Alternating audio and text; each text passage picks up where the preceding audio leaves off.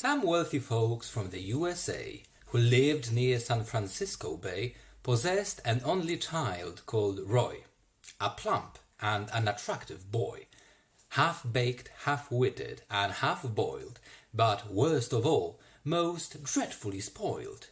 Whatever Roy desired each day, his father bought him straight away. Toy motor cars, electric trains, the latest model aeroplanes, a coloured television set, a saxophone, a clarinet, expensive teddy bears that talked, and animals that walked and squawked. This house contained sufficient toys to thrill 500,000 boys.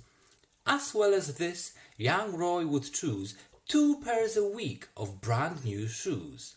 And now he stood there shouting, "What on earth is there I haven't got?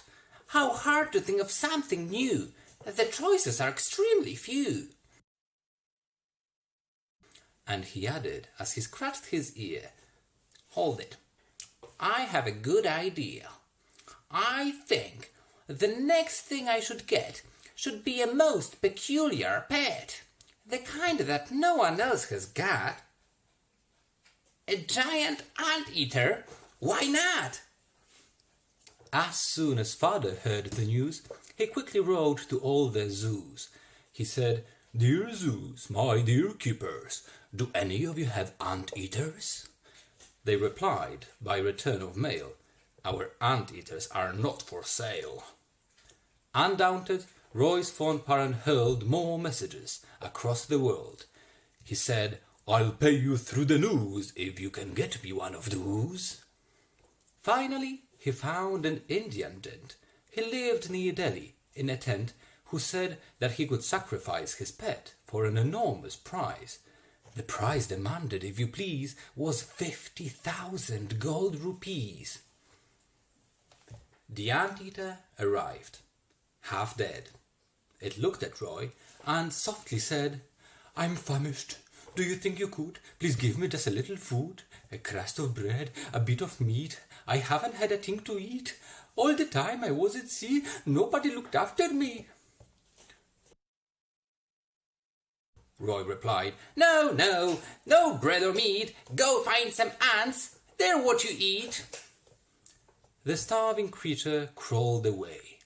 It searched the garden night and day. It hunted every inch of ground, but not a single ant it found. "Please give me food," the creature cried. "Go find an ant," the boy replied.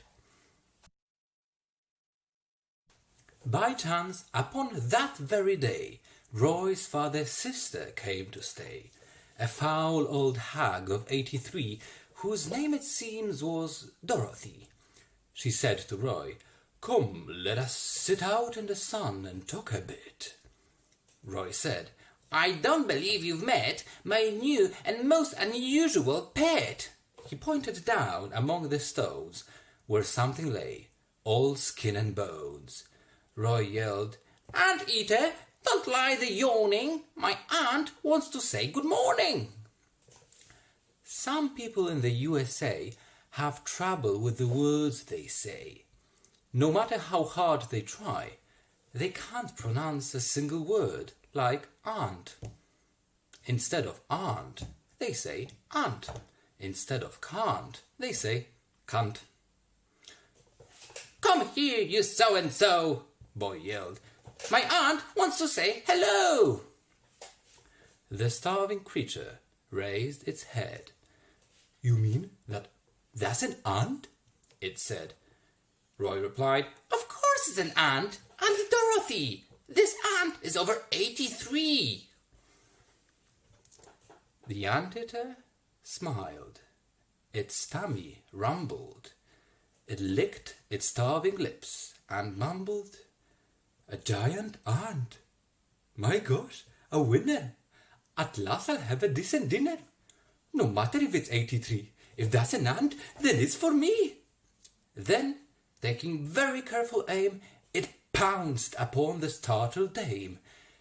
It grabbed her firmly by the hair and ate her up just then and there, murmuring as it chewed the feet, the biggest ant I'll ever eat." Meanwhile, our hero Roy sped in terror to the potting shed and tried to make himself obscure behind a pile of horse manure. But the Anteater came sneaking in. Already it was much less thin. He said to Roy, "You little squirt, I think I'll have you for dessert."